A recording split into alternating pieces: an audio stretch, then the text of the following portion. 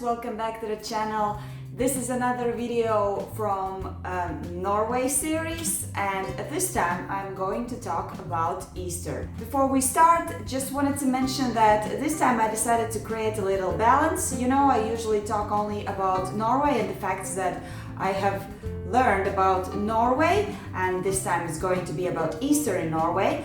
But please press the subscribe button to my channel and press the notification bell, because this Easter topic will be covered in two videos. Namely, this time I will be talking about Norway, and in next video I'm going to mention some of the most common and for some people might sound quite crazy Easter traditions that we are usually doing in Latvia. So yeah, let's start.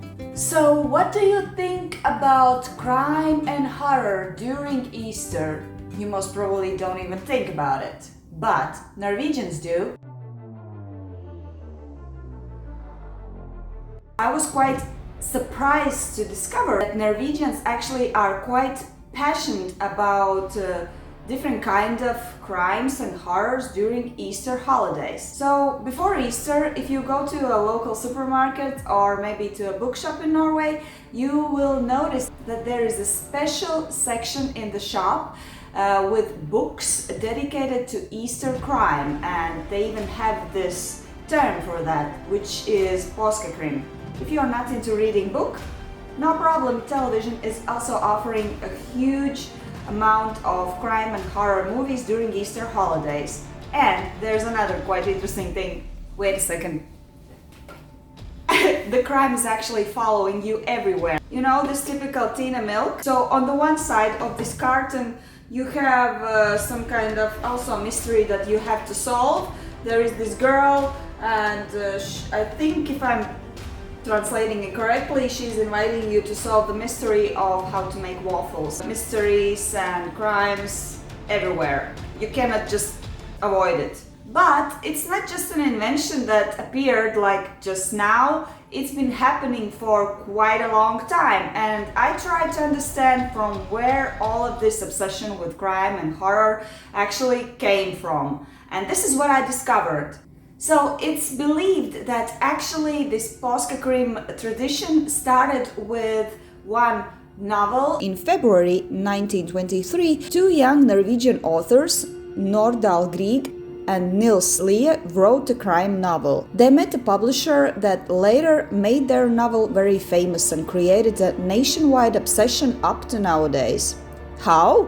You see, the publisher got a crazy idea for advertising the novel. He organized that it was advertised on the first page of the most read Norwegian newspaper, Afterposten, with the slogan Bergenstoget lindret i natt. The name of the book actually translates as Bergen's train was robbed during the night. The stunt turned heads. The ad was so believable that most people didn't even realize that it's fiction. They believed that the train has actually been robbed. The drama got massive attention and the novel became a huge success. Many consider this novel to be the first Easter crime and the very origin of the tradition. Actually, this stunt was played out again 15 years later in America by Orson Welles when he broadcasted his novel War of the Worlds. People thought they were invaded by aliens. If you don't know the story, check it out. Quite exciting. The train from Bergen to Oslo, which is referred to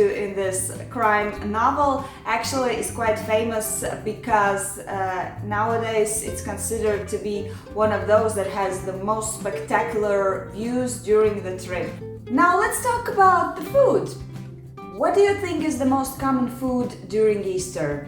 Yeah, most probably chocolate eggs or chicken eggs. That's not all. For Norwegians, it's, wait for it, oranges.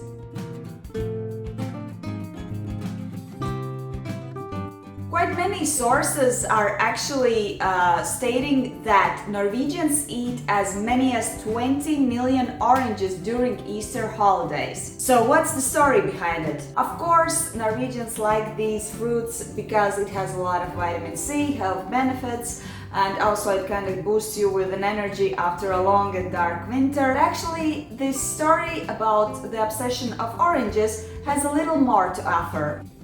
The tradition of eating oranges actually dates back to around 100 years, when the first imports of these fruits were coming into Norway. So imagine this, you haven't seen these fruits and then suddenly you have the access to this tasty fruit. I think we had something similar in Latvia at the 90s. When we received the first imports of bananas, everyone was eating bananas like crazy. So yeah, all in all, I read in some sources that it has been already estimated that during Easter holidays, the amount of oranges that Norwegians actually eat can be measured in several tons. Can you imagine how many oranges actually they eat during Easter? Another thing, of course, I have already mentioned on my channel for so many times, Norwegians are obsessed with spending time in nature. Easter time is actually the time when quite many families and friends are packing their bags and going out to the mountains, spending all of the holidays in cabins, skiing, hiking, walking, doing different kind of activities. That would be like the typical way of spending Easter holidays with family and friends. So imagine this, you're going for a nice skiing session or hiking on the mountains, you have a backpack, and the typical backpack of a Norwegian would contain, of course, oranges, and there's another thing.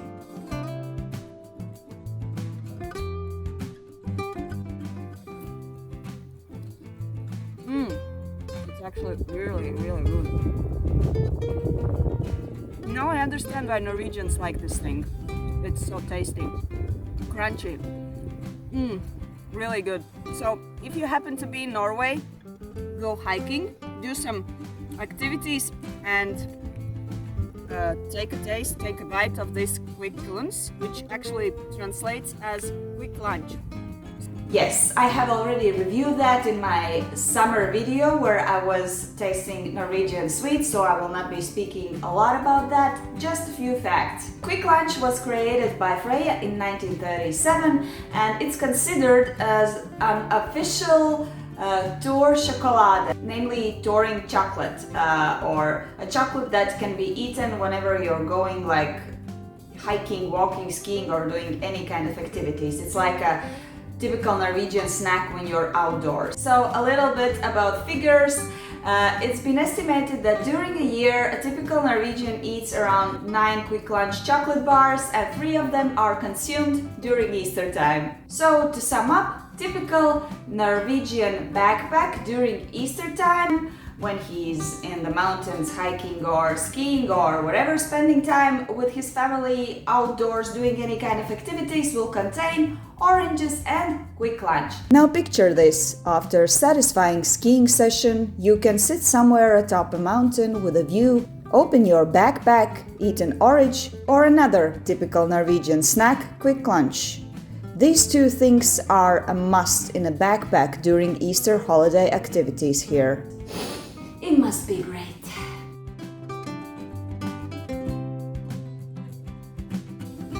And yeah, how about eggs? Easter is about eggs. Yes, of course, Norwegians do consume quite a lot of chocolate during Easter time. Very famous are marzipan chocolates and different kind of any other sweets. But usually, Kosha, she just video bombed my video. Okay, give me a second. Gee. Don't mind, I just opened a little bit of door for Kosha. She wanted attention. So where was I? I was speaking about eggs. All of these sweets and treats are usually put into cardboard eggs. Those are quite large. And inside, parents usually put different kind of treats and sweets mix, and then they hide it somewhere in the room or outside, wherever. The kids have to find these cardboard eggs in order to get the sweets, which is quite entertaining and nice in my opinion. Yeah, Norwegians are quite interesting in terms of Easter. Just wanted wanted to mention at the end of the video that all of my videos dedicated to Norwegian people, Norwegian traditions and things they are doing should be definitely considered as a celebration, my personal celebration of the culture and the things happening around me, because at this moment I am in Norway and I am very curious to know as much as possible about the country where I'm residing. And yeah, it's so wonderful to know that around the world people are so different, and it's so interesting and exciting to know more and in this way to get a little bit closer to them. I hope you enjoyed my today's video. I'm gonna eat an orange now. I kind of felt like I need to dive in this orange. So yeah, that being said, have a nice day, have a nice Easter, and make sure you subscribe to the channel, because the following video I will be posting will be about quite weird traditions that Latvians are actually doing during Easter. So yeah, sending a lot of kisses and see you next time!